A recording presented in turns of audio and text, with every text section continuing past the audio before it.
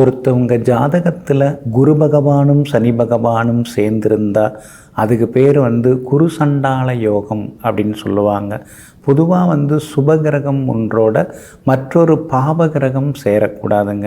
சனி பகவான் நம்முடைய கர்மாக்களை எல்லாம் கணக்கில் எடுத்து வச்சுக்கிட்டு ஒவ்வொன்றாக நமக்கு சிலதெல்லாம் அனுபவிக்கிறதுக்கு கொடுத்துக்கிட்டே இருப்பார்.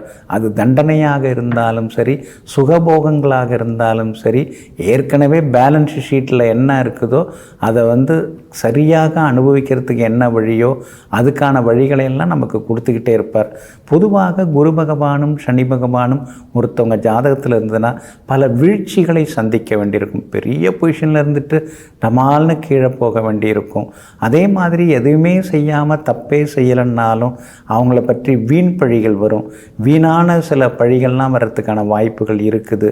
அது மாதிரி மட்டும் இல்லாமல் சொல்லாததெல்லாம் சொன்னதாக சொல்லி புண்படுத்துறது, வதந்திகள் ஒருத்தவங்க மேலே அதிகமாக வருது, அவங்க விமர்சனங்கள் வருது அப்படின்னாலே அவங்களுக்கெல்லாம் குரு பகவானும் சனி பகவானும் ஒன்றா இருக்கிறதாங்க. அப்போ இதுக்கு ஏதாவது பரிகாரம் இருக்கா அப்படின்னு பார்த்தீங்கன்னா, ஜோதிட சாஸ்திரத்தில் இந்த 2 கிரக சேர்க்கைக்கு பரிகாரமாக கிரிவலம் சொல்லப்பட்டிருக்குங்க. இப்போ திருவண்ணாமலை கிரிவலம்லாம் பௌர்ணமி அன்னைக்கு கோடிக்கணக்கான மக்கள் பக்த கோடிகள் வந்துட்டுருக்காங்க. அப்போ இந்த குரு பகவானும் சனி பகவானும் சேர்ந்திருந்தாலோ அல்லது பார்த்து கொண்டிருந்தாலோ கிரிவலம் வருவது நல்லது. இப்போ சிலர்லாம் அவங்கவுங்க ஊரில் கிரிவலம் வர்றவங்களாம் இருக்காங்க. எல்லா இடத்துலையுமே புனிதமான கோவில்கள்லாம் நிரம்பி இருக்கிறது நம்ம நாட்டில். அப்போது அவங்கவுங்க ஊருக்கு பக்கத்தில் கிரிவலம் உண்டு. இப்போ அச்சிறுபாக்கம் பகுதியில் கூட பார்த்திங்கன்னா கிரிவலம்லாம் உண்டு. பழனி முருகன் கோவிலை சுற்றியும் கிரிவலம் உண்டு. அது மாதிரி எத்தனையோ கோவில்களில் கிரிவலம் இன்றைக்குமே இருந்து கொண்டு இருக்குதுங்க. அதனால் குரு பகவானும் சனி பகவானும் சேர்ந்திருக்கக்கூடியது ஒரு நல்ல அமைப்பு கிடையாது. அதிலேருந்து வெளியில் அந்த வீண் பழி பாவங்கள், திடீர்னு பொருளாதார ஏற்ற இறக்கங்கள், குடும்பத்தில் சிக்கல்கள் இதெல்லாம் வராமல் இருக்கிறதுக்கு கிரிவலம் வர்றது ரொம்ப ரொம்ப நல்லதுங்க. அதே மாதிரி பாத யாத்திரைக்கு உரிய கிரகம் குருவும் சனி பகவானும் தான். அப்போது பாத யாத்திரை போகலாம். இப்போ பழனி பாத யாத்திரை போகிறது, அதுக்கடுத்து சபரிமலைக்கு இருமுடி கட்டிக்கிட்டு பாத யாத்திரை போகிறது, இது மாதிரி போவதன் மூலமாக குரு சனி அந்த கெடுபலன்கள் விலக ஆரம்பிக்கும்.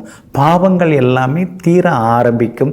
எல்லா வகையிலும் நல்லது நடக்கும். இப்போது புனித கைலாய யாத்திரை மேற்கொள்கிறவங்களாம் இருக்காங்க.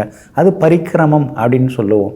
அந்த பரிக்கிரமத்துக்கும் இந்த குரு பகவானும் சனி பகவானும் காரணமாக இருக்காங்க. ஏன்னா இந்த 2 கிரக சேர்க்கை ஒரு வகையில் பார்த்திங்கன்னா பெரிய பெரிய சில காரியங்களை சாதிக்கிறதுக்கு உதவும். ஆன்மீக விஷயங்களுக்கெல்லாம் இது உதவிகரமாக இருக்கும். ஆனால் அதே நேரத்தில் லௌகீக விஷயங்களில் அதில் குறைபாடு உண்டு பண்ணும். அப்போ இந்த 2 கிரகங்கள் சேரும் பொழுது அந்த கெடுபிடியிலிருந்து நாம் விலகிறதுக்கு இந்த மாதிரி பாத யாத்திரைகள், அதுக்கடுத்தது கிரிவலம், அதுக்கடுத்தது பரிக்கிரமம் இதெல்லாமே வரலாங்க. அது மாதிரி செய்வதன் மூலமாக ஜாதகத்தில் இருக்கக்கூடிய கெடுபலன்கள் எல்லாமே விலக ஆரம்பிக்குங்க. இன்னொரு பக்கம் பார்த்திங்கன்னா சிலர்லாம் மெடிடேஷன் பண்ணி அப்படியே உட்காந்து ஜபிப்பாங்க. அப்போது குரு பகவானும் கேதுவும் சேர்ந்திருந்தால் அந்த மெடிடேஷன் தியானம் செய்வதன் மூலமாக சுவாமியை நாம் அடையலாம்.